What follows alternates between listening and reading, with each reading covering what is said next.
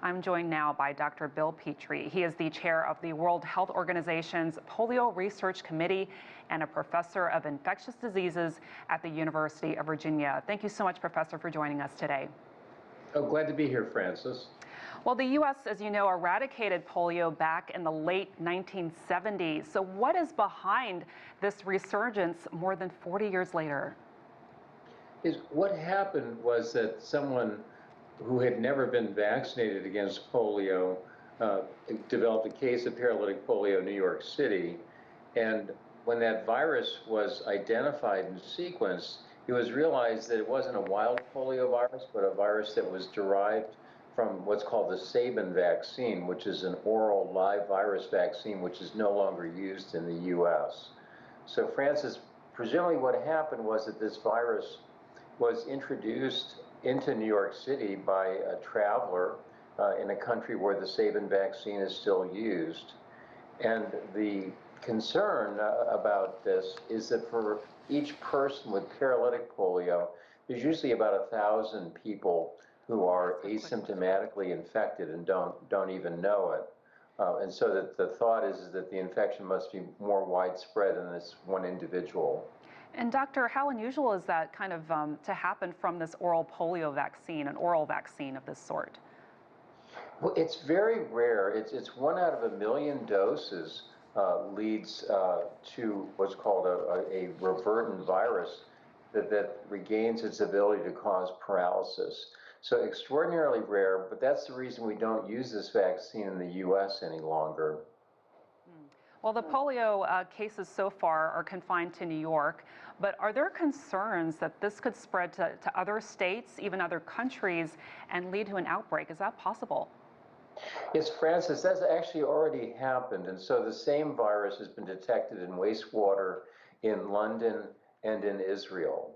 And of course, we don't know, if it went from New York to Israel or, London to Israel, but we know that all three of these geographically distinct areas have the same virus in their wastewater. So this virus is spreading in these populations. Well, New York health officials are doing the best they can. They're trying to boost vaccination rates to above 90%.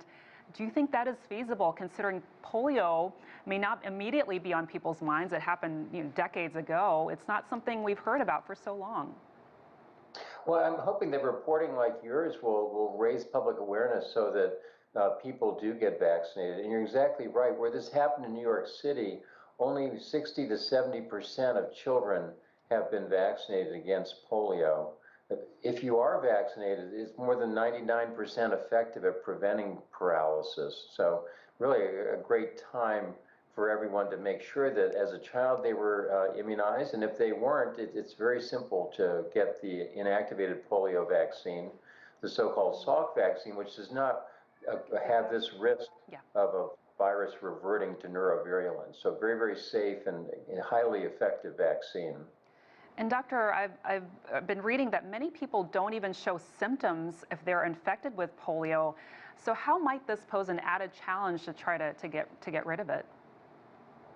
Well, it is a huge challenge.